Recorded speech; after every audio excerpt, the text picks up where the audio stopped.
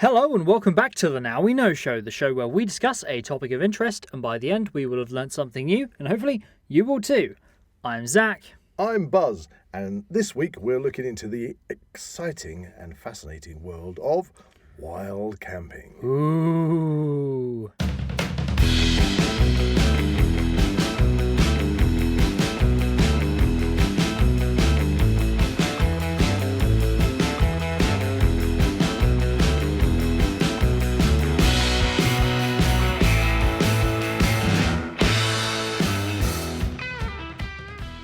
If you enjoy the Now We Know Show podcast, support Zak Wylde Productions on Patreon or join our members on YouTube for early access, ad-free content and exclusive episodes. To start with, I think we have to ask the question, what is wild camping and how is it distinguished from just normal camping?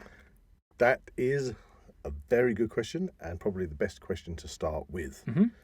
The term wild camping has become synonymous in the sort of media across the board, especially since things such like COVID, where people couldn't fly and go abroad, and then suddenly Don't they call it like staycations or something like that? Yeah, people were having staycations, and then suddenly there was a big explosion in wild camping, in brackets, and of course then that hits the media and all the newspapers and the TV news and everything is saying, oh, wild camping this, wild camping that, and the term wild camping becomes like a Very buzz. broad. Yeah, well, it becomes Pretty like broad, this buzz terminology. So as you asked, what actually is wild camping, Yes. and what's the difference between that I'm and normal intrigued. camping? I'm intrigued to know. Well, our good friend Chaz Albrighton once said to me when I was having a conversation about wild swimming, he said to me, isn't wild swimming just swimming? And I kind of went, well, yeah. Okay, you kind of got me there. And wild camping, yeah, I know what Chaz would say. He'd say, isn't wild camping just camping? And I can see where he's coming from on both the wild swimming and the wild camping, if that was the case. However, my job is initially to obviously explain what wild camping is for those people that may think they know what it is or have no idea what I'm talking about. But one thing I will tell you is wild camping is really, really fun. Yes, I was going to say that because we have actually been wild camping a few times. Oh, I've been wild camping all my life, and obviously you've grown up doing wild camping. Yes, I did have a recent trip probably that kind of prompted this podcast. With all the years of you doing wild camping, I don't think you've ever really considered it being, or even thought about the term wild camping. To you, it's just being out in the wild, camping. So on that point, Chaz would have a point to say it's just camping. Just camping. However, we need to put a kind of an explanation in. And I'm going to start by saying not all wild camping is wild camping, but the media love to blanket coat, tar and feather. Yeah, that's what I was going to say. Tar and feather everything with the same thing. And of course, what happens is those people that aren't wild camping, but are being destructive, that are being disrespectful, you nailed it, they then have the knock-on effect of tar and feathering the true wild campers. However, let's not get too carried away at the moment about the ins and outs of it. Let's just look at what is wild camping. So in its most basic form, there's most basic kind of explanation as to what differentiates wild camping from camping is that camping is when you go camping on a campsite. Yeah. And wild camping is when you're not on a specified campsite. So would you say that paying to camp on a campsite is just normal camping, or has become, is considered normal camping? Yeah, I would say that if you, when people say, oh, I'm going camping for the weekend, the majority of the time, 9 out of 10's time, is because people are already have or are going to book a campsite. Yes. They're going to get a pitch on a campsite. They're either going to be there for a weekend, a week, or tour around from campsite to campsite. But basically, you've got campsites which vary because a campsite can be as basic as, say, camping in the New Forest, where I've been on a campsite which literally was in a part of the forest, had kind of bays, if you like, within the bracken and the brambles. And the thing was, you paid to go into the campsite, but you could only camp there if you had your own facilities, because there were no toilet. I don't think there was even a standpipe for water. It was literally, that's as basic as it gets. But you couldn't camp there unless you had your facilities with you, and I was camping there because I was in a camper van at the time. Right. And then, of course, then you go to the opposite end, where, for example, I was in, in fact, you were with me at the time. You're talking about when we went to, we went to Cornwall. Oh, okay. And we literally arrived in little place near Charlestown, and we were literally just wanted a site, somewhere to pitch up for the night. Mm-hmm. And we went into the only campsite that was in the local area. Mm-hmm. I'd like a pitch for the night. That's fine. Now, remember, anybody listening to this was a good few years ago, and I was used to paying sort of like £10 to stick my tent up for the night. Yeah. And that's fine. They had a pitch, but it was £35 for the night. Ouch. And at the time, I could get a hotel room for less than that. Yeah. And I'm thinking, £35? Are you going to put it up for me? Are you going to put my tent up for me, take it down for me, pack it away? I don't need electrical hookup. I don't need anything. I just literally need a patch of ground. Ah, yes, sir. But this is a 5-star campsite with all the facilities and the club room and the swimming pool and the sauna and this and the that and the other. So this is the thing. When you're camping, you might want to camp and go to a site that has all those facilities. Like carry on camping. Yeah, right, that's it. Whereas wild camping is you're just simply not on a paid site. Right. You're in the wild. However, I must point out, as I say, I don't believe that all wild camping is in fact wild camping. And let's start off with the dark side of it. When you get these groups of people, male, female, mix, whatever age they happen to be, and they go and buy their £20 disposable tents. Yeah, it could be like a group of youths trying to go out into the wild. They go and get the £20 disposable tents. They get their ground-based disposable barbecues.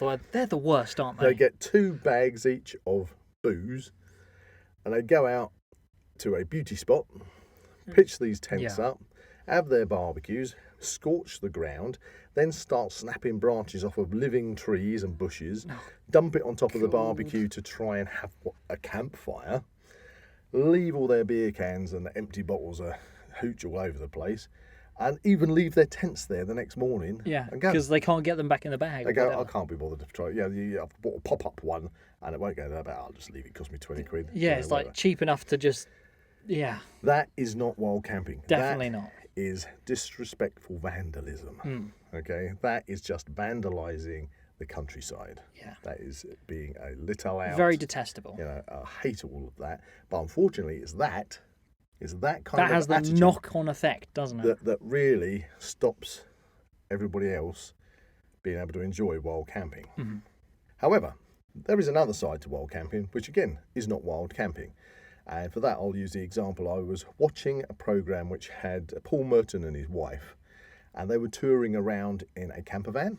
And I was interested in it because they were touring around the south of England, from place to place to place. And I always like a programme like that because you never know what you might see on a programme and go, oh, there's a nice place. Didn't know that was there. That's quite cool. I might go visit that. Exactly. Anyway, 2-3 episodes in, and then they started saying, tomorrow night we're going to be wild camping, because up until that point every day they'd taken their camper van and chonked into a mobile camper van site, into their their hookup, had all their facilities, gone, and that's it, and then gone to the next place.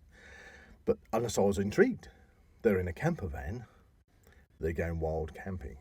Okay, what's going to happen? I'm intrigued to what you're going to say now. And so in the episode which finished with them wild camping, they went to a farm. Okay. Where the farmer allowed them to park in his field. In the van? In the van. Okay. And then they cooked themselves a roast dinner because they got a fully fitted kitchen and oven and everything in the camper van. Right. And they sat outside on their nice chairs and table, having a glass of wine. And then in the evening, they finished off and they were videoing themselves talking about what they'd done in that day, sitting in their double bed in a separate bedroom because of the size of this camper van, with all the full electric lights on. And that's them wild camping. Hang on, what? That was classified as wild camping. How does that distinguish from being on the campsite pictures? Exactly. The only difference is they didn't have an electrical hookup. They were using their own toilet and shower facilities in the van. That's not wild camping. So this is my point. Wild camping is not wild camping in everybody's eyes. Okay? So they kept using the term wild camping, and I'm sorry, that for me is not wild camping. So, as I say, in its basic form, it just means not paying to pitch on a campsite. Mm-hmm. And so you are going to be off in the woods, out on the hills, in the mountains, on the coast. Would it be wherever. like a planned trip that you would go somewhere to do this? Oh, or yes. could it be a very impromptu kind of, I'm going to go camping today, where I'm going to go? Where do I find myself? Yeah, you did that the other day, didn't you? That is true. Yeah, you decided loose end, you wanted to just clear your head. Yes. You grabbed your backpack. Went on a hike about 10 miles away. I didn't even really know where I was going to go. No. But I just found myself where I did, and I set up my camp for the night, and I stayed there. What I will say... It's quite fun. What I will say, because I know that this is what you did, you followed public footpaths. That is true. Yeah. I always must recommend an OS map. They are awesome. Yeah, so you followed public footpaths, and then you found yourself in the middle of nowhere. Yes. And you stepped off the path. And pitched your tent halfway through, stayed there the night. Mm-hmm. And then when you left, nobody would have even known you were there. Now, this does bring up the question of legality when it comes to wild camping. I'm going to come to that in a second. Okay, so what we're basically looking at is the wild part of wild camping. Mm. Now, again, there are people that will pitch on a normal campsite and have not their £20 disposable tents, but say for example hikers, hill walkers, climbers, people that go out into the countryside. I think you just described me there. Yeah, people that go out in the countryside because they are doing an activity. Yes. Yeah, maybe they're going up to Snowdonia or to Cumbria or whatever. Or it could even be geocaching. Yeah, they might be doing that. However, you still get disrespectful ones of those that unfortunately don't take their rubbish home. Oh. That really is the worst. And the kind of another aspect to wild camping is fire. Because for me, it's a big one. It's a big. For me, big topic. Wild camping ultimately is to cook your dinner over an open fire. Yeah. And again, I'll discuss the different options for that. But you might be just a backpacker who's got a little gas cooker, mm-hmm. and you're out there, and so you're using a gas cooker and blah, blah, blah, blah. And that's fine. That's wild camping. But you might still be in your fluorescent tent and in your fluorescent cagoule, and the wildlife is going to never come near you because it's going to run away, whereas wild camping, in my mind, is to blend in with the environment. Yeah. And to be able to kind of become invisible. And almost. To lean against a tree and to have all of the nature to not know you're there. Yeah, because that was the thing. When I went camping the other day, when it was dark, I had like barking deer, there were badgers around, lots of owls and birds hooting and doing birdie things in trees. Yeah, and that's enjoying nature. Yet in other times, I've seen people that have been posting up on social media. Nobody in particular, but you see these photographs on social media. Oh yeah, they're very prevalent. And you'll get a picture which shows somebody's tent, and the picture's taken from inside the tent. And they've got, in the bottom of the picture so the tent door's open, they've got their feet crossed, so all you're seeing is their feet, with or without boots. And you're looking through that entrance, and this is the view. This is the beautiful view that this wild camper has got. And they're maybe on the top of Stanage Edge in the Peak District. Because I think they had a lot of problems up there during did. COVID. They did. Well, again, we'll come back to that, I think. But so you'll see this beautiful picture saying of the tranquil, view out across the valleys, or you're in Cumbria and you can, you're seeing Ullswater or Windermere out, into the distance and the sun setting. Yeah. You're trying to make me go on holiday, aren't you? and it's wonderful. And you think, oh, this is beautiful wild camping at its best. You're just there, sitting there, seeing a sunset or the sunrise through your tent. However, then you see somebody else's photograph that is taken at the same time that person took their photograph, facing in the opposite direction.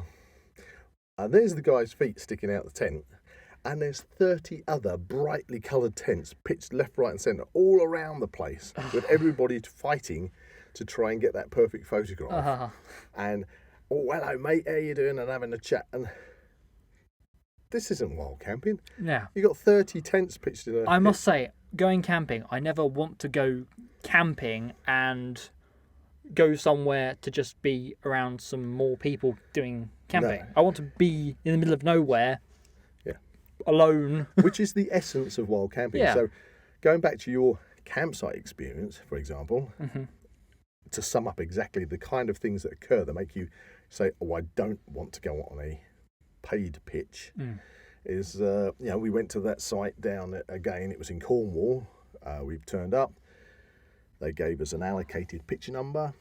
We pitched our tent up on the allocated pitch number. The instructions were each pitch has a numbered post. Yeah. Make sure that post is directly in the centre of your pitch. Yes. So I did pitch the tent up. It's the centre. Gave it half an hour. I had one of the officials from the camping site coming down saying, I'm sorry, we've had a complaint, you've got to move your tent. And considering, to add some context to this, the only other people in the field were the people in the caravan next to us. Caravan with an awning next to us. Considering they could have put us anywhere on any pitch on this field, they decided to put us right next to this other person. Exactly. Who we never actually saw. No. They kind of snuck around, didn't they? Yeah. But Very anyway, weird. the point was they said, move your tent. I said, I'm not moving my tent. And they said, well, I'm afraid we've had a complaint from the people next door. You're too close to them. And this is something you get on paid campsites. Can be very finicky, can't it? It's like, do not go within 25, 30 feet of anybody else. But I'd followed the rules. Yeah. And I showed him the rule card that they gave me. And I said, look, go around the back of the tent. You can see the dead centre. I'm not moving my tent. Yeah. I followed your rule book to the letter. Exactly. And I'm all no matter how stupid they are. I'm pitched up now and I'm not taking it down. Oh, he said, oh, right, okay. Well, look, can I take that back to the office and show them in the office? I thought, well, you should know this anyway. But there you go. And then he comes back down and says, okay, it's fine. He says, all right, I've had a word. Don't worry, stay there. Probably why we never saw the neighbours after that, because they didn't want to tackle us. But then that evening, do you remember what happened? We had the front. Now, we were in is this the fire story? A 1970s canvas frame tent. So if you can imagine this tent, it's kind of like brown and beige, and the front of it has a door and a plastic window. Carry on camping style. That's it, with wonderful 1970s curtains that are like orange and brown. Is that the one with the floral pattern? Yes, it's like orange and brown flowers. Bought by my parents in the 1970s. And we'd unzipped the whole front and rolled it to one side. So the whole front of the tent is open. It's like an 8-man tent and there's 3 of us. Very spacey. Very spacey. 3 separate sleeping compartments and a kitchen compartment.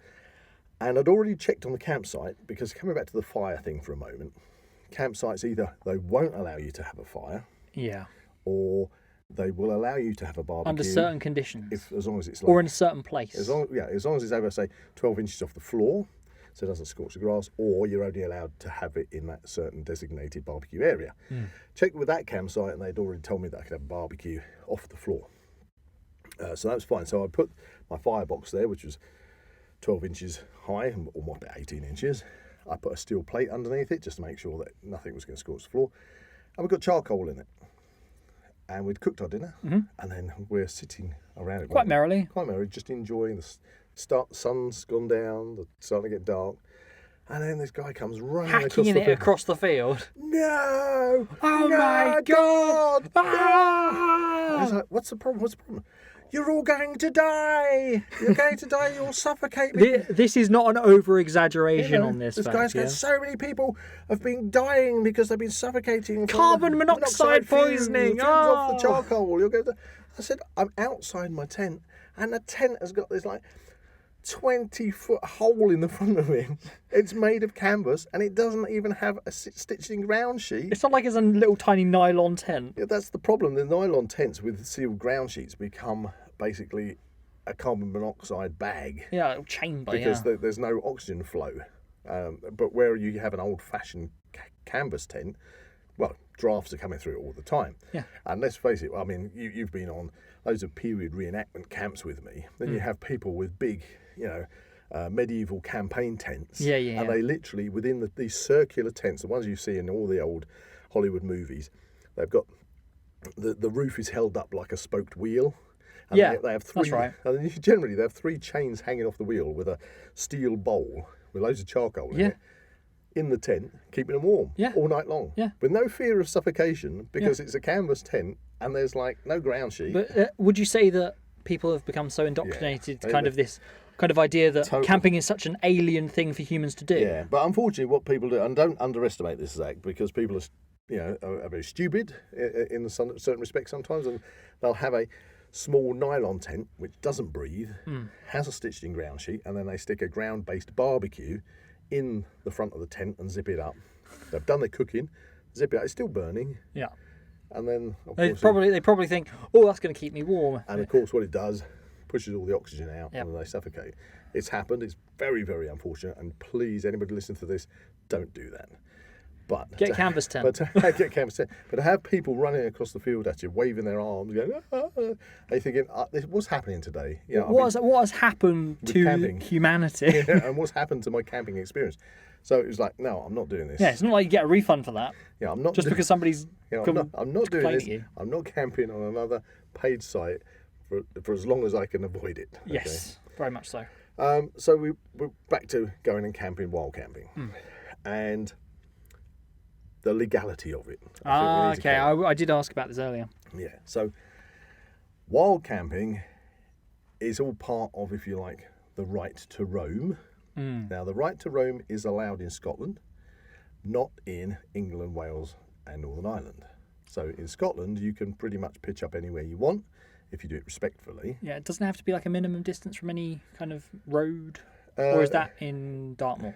No, in Dartmoor, as you say, that's been in the news at the beginning of this year, because obviously it's been a bit up in the air, isn't it? Controversy over that. I think we've touched on that in other podcasts, where they kind of banned wild camping. But I think that was actually the Devonshire folklore episode, so check that out. So, right. Well, wild camping on Dartmoor has been kind of allowed.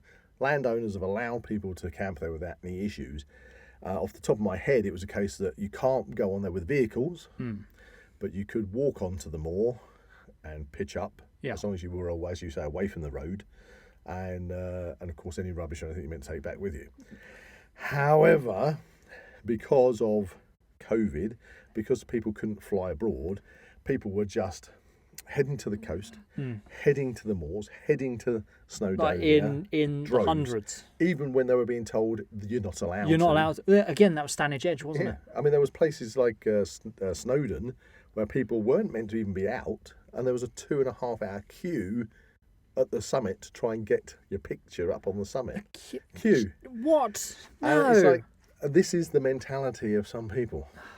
This is not going out in the wild. This is just hideousness in my mind. Yeah. The coast. People were going to the coast, weren't they? There was, I think it was the mayor of Bournemouth was on the news. She was on the news. She was on the beach pleading with people to go home, because they had the big sign on the pier saying Bournemouth is closed, and people weren't meant to be there. And there were so many. They'd blocked off all the parking to try and stop people parking. They were parking on the roundabouts. They closed all the toilets. People were literally going in the sand dunes and defecating in the sand dunes and everything. There was literally crap everywhere, and rubbish, waist height rubbish everywhere. And they were going into the countryside and doing that. And I remember in Scotland, now this is the thing, right to roam in Scotland is allowed, but the wardens around Loch Lomond were basically clamping down, banning all wild camping, because people were just coming out of Glasgow. People were coming from all different places. Yeah. With no idea of actually how to perform wild camping in the correct manner. They were doing exactly what I described earlier. Pitching up tents, breaking trees, trying to set fire to them, leaving the tents, leaving their bottles and booze. Utter devastation. Devastation and hideous. So didn't that also have the knock-on effect that I believe a lot of these like barbecues and things that were left, weren't they causing a lot of wildfires? Wildfires, scorched patches on the ground, totally dangerous, especially if you're like going off wherever you've got like a heather moorland, or of course if it's a peat moorland, because peat burns, and Yeah. even in a forest, if you have a fire in a forest and think that's fine, the duff, which is basically the forest floor, which can be depending on the type of forest, but it's built up of layers of leaves or pine needles, and it can be incredibly flammable, and it can burn and glow and catch the roots of trees and then spread underground via the roots of the trees. No.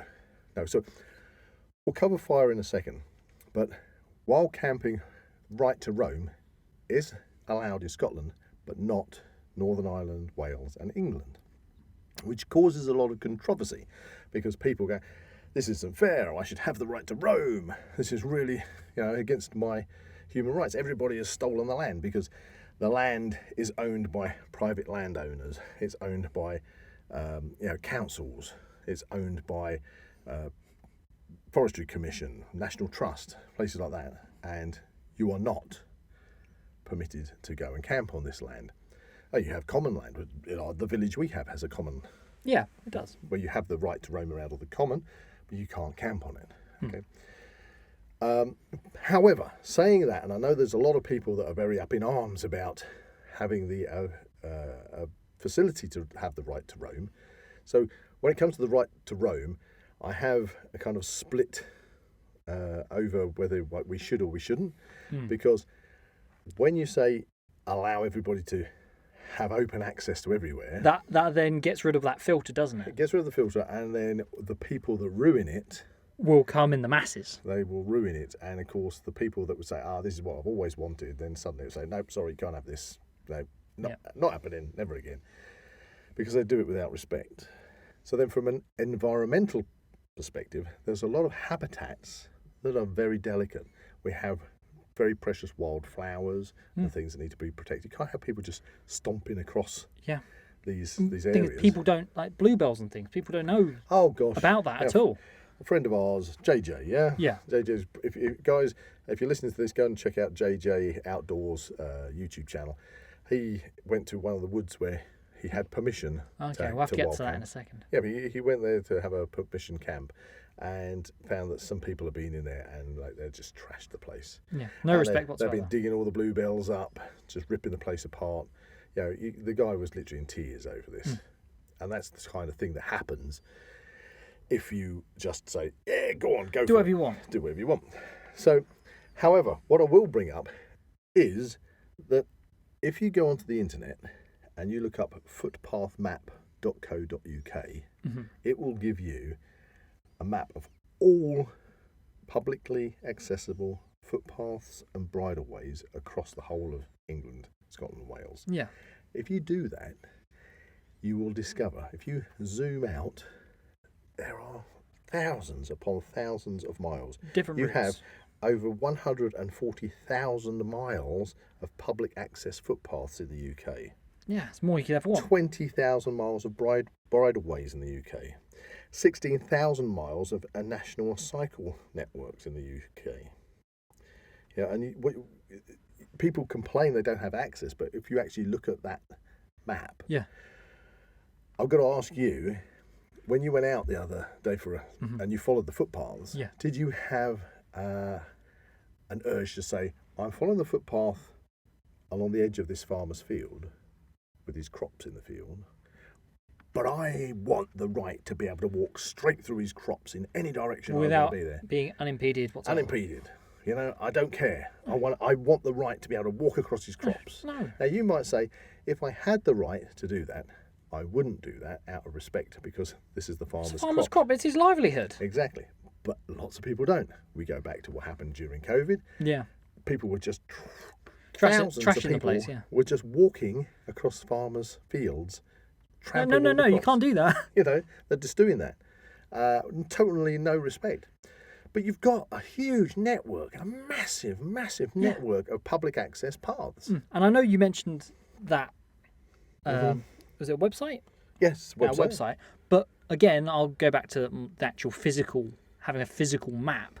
The Explorer OS maps are literally so good when it comes to all these navigations and these footpaths, because it really helps you kind of plot out a route. Yeah, exactly. And So- if you lose your way, when you can get the hang of actually navigating using a physical map, you can actually work out where you are based upon certain landmarks and features of the landscape. Yep. It's really fun. But what I will say, there are still, again, lots of open access land where farmers do allow people to go into woodlands, and it would be marked down on those OS maps.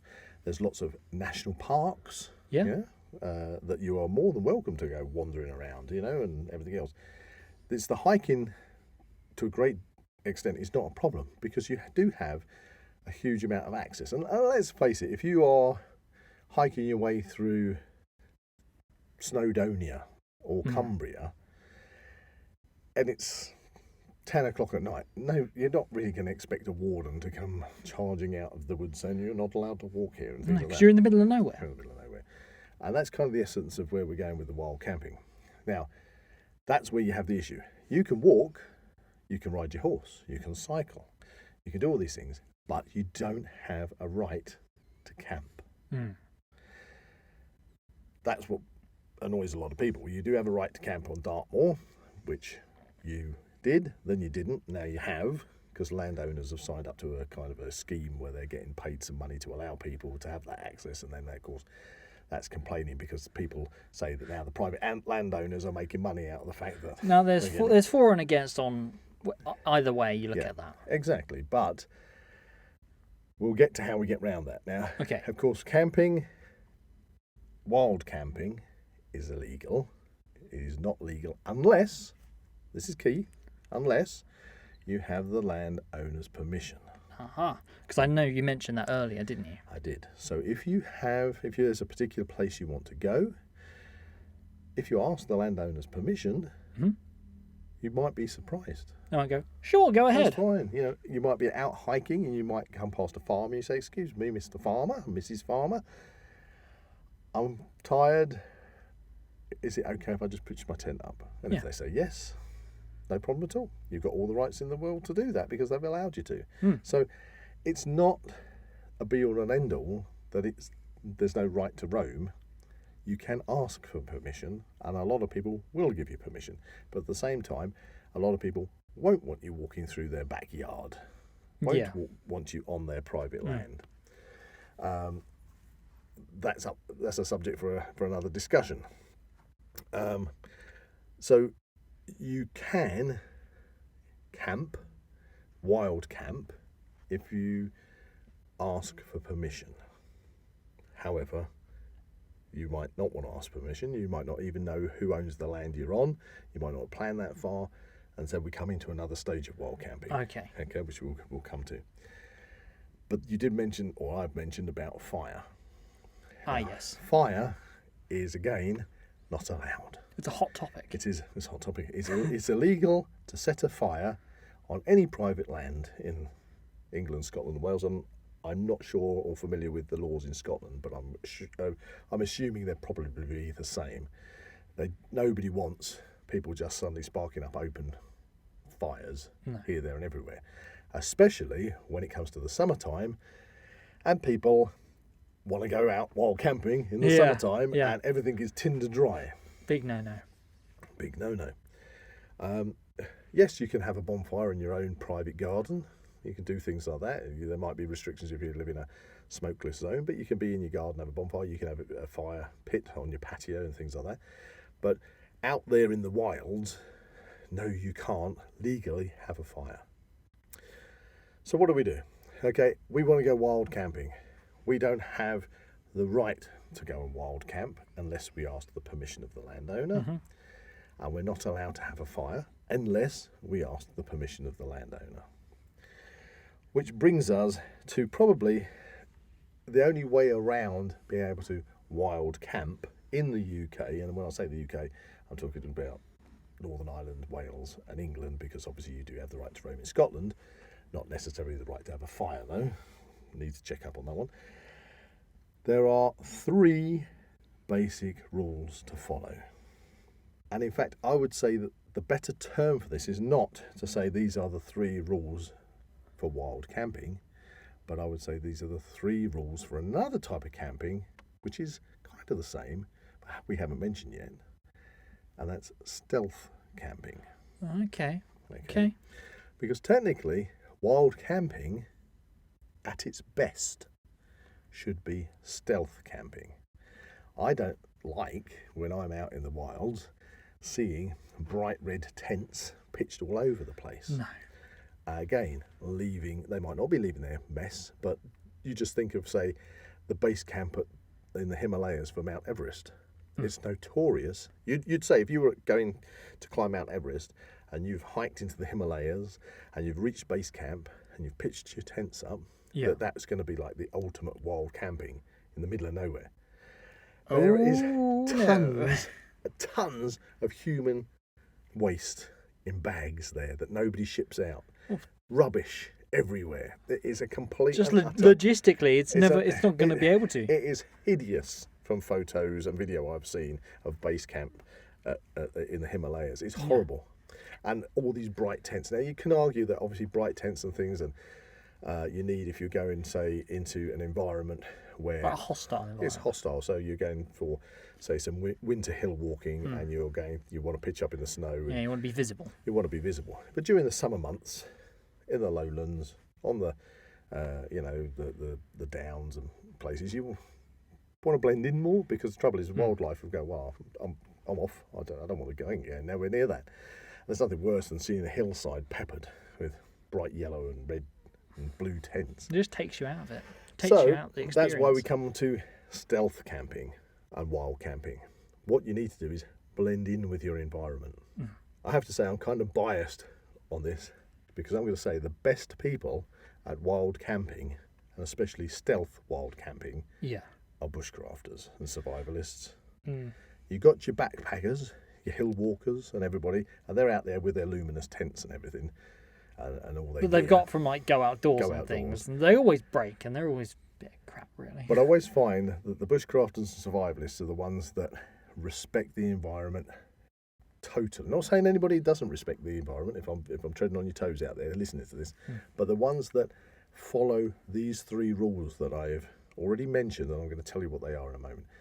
They follow those without even thinking about it, okay? And they blend into their environment. So much so you just don't even know they're there. There's I watched a video the other day from a lady called Wild Bear on YouTube. Yeah, I think you mentioned. She was literally wild camping, stroke stealth camping, off at the edge of a road in some woodland. She found a little divot in the ground. Is she based in the UK? Yeah, she's based in the UK. Interesting thing, single lady.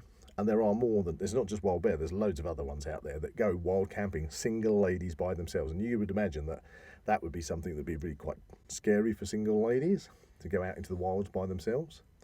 But she does it, she does a good job of it, she knows exactly what she's doing, she takes all the safety precautions. But she was off the road, she put her tarp in over the top of a little divot in the ground, put her sleeping system in under the tarp, actually put some camo netting over the tarp, and then spread some leaves over it. Couldn't see her camp at all. She just disappeared. And in the morning when she left, you wouldn't even know she's there. That is the essence of wild camping. So these 3 rules. Okay, listen up, listeners. Yeah, this is what you got to do. If you want to go wild camping, if you want to go and enjoy the outside and nature and blend in and ask yourself, you're there to see nature, and for nature not to be scared to off by you. immerse yourself within it. Exactly, and to enjoy it, okay? Which also means having an open fire if you do it correctly. These 3 rules are key. 1, always arrive late. Pitch your campsite, you pitch your tent.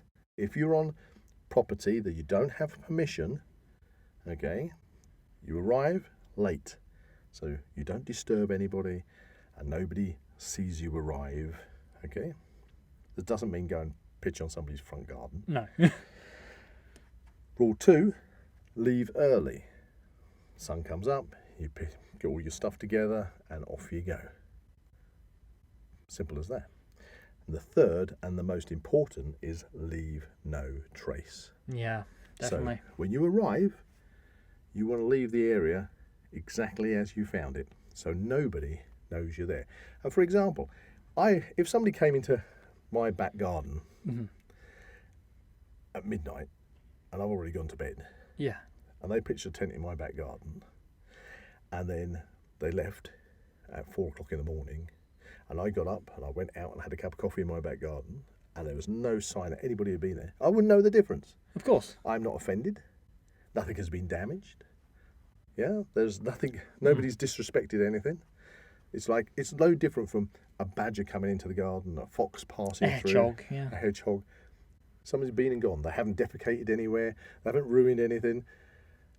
You wouldn't even know if somebody'd been there. And that's the essence of wild camping, stealth camping. And the difference is when it's actually the other way around and there is evidence. Yeah, and then that is then the you problem. know that somebody has been there. And you go, and that's what I think. That's probably what happened down in Dartmoor, when I think people had been on some land that the landowner had found. They'd been there, and they'd, I don't know the specifics, but he had complained that damage had been done. Now, I don't know. If you're a landowner, regardless of whether you own a little back garden or a little front garden or several acres, you still don't want to go out there and find that there's toilet paper strewn everywhere and or human whatever. feces and bottles and cans. Just because you have more land doesn't somehow decrease that land's value. No, and somebody's ripped down your sapling trees that you planted last year and tried burning them, you know? No, I'm sorry. So, wild camping is a fantastic thing, but you must do it with respect. Of course. And to just arrive late. Unless you do find yourself you're in an environment where you are literally in the middle of nowhere, where you aren't disturbing anybody. Nobody, there's no wardens are going to come past because they're just not going to be out in the middle of nowhere. Yeah. Then you don't have to necessarily arrive late. You could be there all day. Yeah. But the point is, you're not sticking out like a sore thumb, and you're not damaging anything. You're not destroying the environment or having any kind of impact on the environment. No negative impacts. No negative impact. And you must leave without trace, which, of course, one of the biggest things when it comes to that is people having fires. Now, I like to have an open fire because I feel like you're getting back to nature. You're getting back to that kind of primal side almost. Yeah, the primal side of existence, where to just be able to create fire and to cook your food over the fire and to warm yourself by the fire and to tell stories or to talk around the fire. It's just such a primal thing to human beings. Yeah. And it is possible to do that, but you need to be able to know how to prep a fire, look at the environment, to be able to make the decision, I'd like a fire, but I can't have a fire. This isn't the right place for it. Or I don't have the resources. The resources to make a fire, because otherwise I'm going to impact on my surroundings, because I'm not going to start processing wood by chopping it off trees that obviously are living things. You want dead wood and such like, Yeah. Same goes with being on the beach. People on the beach think, oh, I'm on the sand, it's not a problem. People have, it's not like burying it's okay, I know, like in the sand. They just bury those disposable barbecues in the sand. It's like, come on, guys. Sand dunes because they got a bit of shelter from the sea breeze, and then you find all these barbecues half buried. Yeah, because they've obviously the tides come in and out, and it's obviously uncovered them. Yeah, and of course things here. But you can see that primal urge to go onto a beach, to gather driftwood, to have a fire. And again, you can do that on a beach with respect, and your whole fire you can disappear. You can disappear and leave no trace of it if you do it properly. Yeah. Or of course you can take a little folding firebox with you. Of course, yeah. Take a little folding firebox, contain your fire in the firebox, and of course once it's cooled down and burnt out, you can clear your ashes up, take them with you, disperse the area, cover it up like you've never even been there. It is possible. But if you can't have a fire, don't have a fire. But what you must not do is to disrespect your environment and have a fire where you're going to suddenly cause a forest fire or a heathland fire or anything. Damage of any small or large scale. It is just not worth it. No. So if you can follow those rules when it comes to wild camping, to arrive late, leave early, and leave no trace, you're probably good to go. You don't need, and because of the amount of public access that we actually do have in the UK, before you start screaming and cursing and stomping your feet saying it's not fair, I want to be able to go wherever I want to go. Yeah. If you actually look into it, you have a huge amount of places. There's so much to explore. You are spoilt for choice as to what to explore. But if you follow those rules, you can pretty much wild camp anywhere you like. Yes, on paper it's illegal, but you can do it, and nobody will even know you've done it. And again, it's going back to that leave no trace, isn't it? Leave no trace. And if you've left no trace and you've harmed nothing and nobody in that, and nobody knows you've been there, then there's no problem issue at all. No problem. It's when you are, destroying the environment. Yes, it's where you have been noticed, where you have caused issues. And those are the people that have all the negative knock-on effects to the true wild campers out there. Yes. But going back to the beginning, wild camping is not parking in a field in your camper van, having a roast dinner and switching your electric lights on and off and go, woo, this is wild camping. But yeah, so if you want to go wild camping, go for it. It's a right that I think everybody should have. And I feel that you all have the right to do so as long as you follow those 3 do it rules. Respectfully. That's the key thing. So that brings us to a fun part of the podcast called Quote of the Week. And I think I know what the quote of the week should be this week, but I'm going to ask you, Buzz, if you have any suggestions for quote of the week. I do have a quote, since you ask. And it's a quote, it's my own quote. And it's a quote that I generally tell people if we're going out in the woods and we're doing any bushcraft and things. And that is, always remember you are a visitor in a forest. Take awe and respect with you. Take away peace and thanks. And leave nothing but your gratitude. Well put. That's my quote of the week. For me, again, it was going to go back to leave no trace. There we are. There we go. That's probably the simplified version. That's the core of this episode. Yeah, leave no trace. If everybody went out and conducted themselves in a respectful manner, then there wouldn't be half or even a fraction of the problems that we have when it comes to camping. And of course that would probably annoy those campsites that obviously make their money from people paying. Shh. But don't tell them that. If you enjoyed this podcast, please like and subscribe to this channel and comment below any suggestions of topics or activities you'd like to listen to in future episodes. That's a big, stealthy goodbye from Zak. And I'm off to enjoy the forest goodbye from Buzz. Goodbye. You can find the Now We Know Show podcast on YouTube, Spotify, Amazon Music and Apple Podcasts. Check out the Zak Wylde Productions social media pages on Facebook, Instagram and Twitter, or visit the Zak Wylde Productions website at www.zakwyldeproductions.com. Please get in contact, we'd love to find out how you're listening to us. So get in touch in the comments and don't forget to check out Zak Wylde Productions on Patreon to become an official ZWP patron today.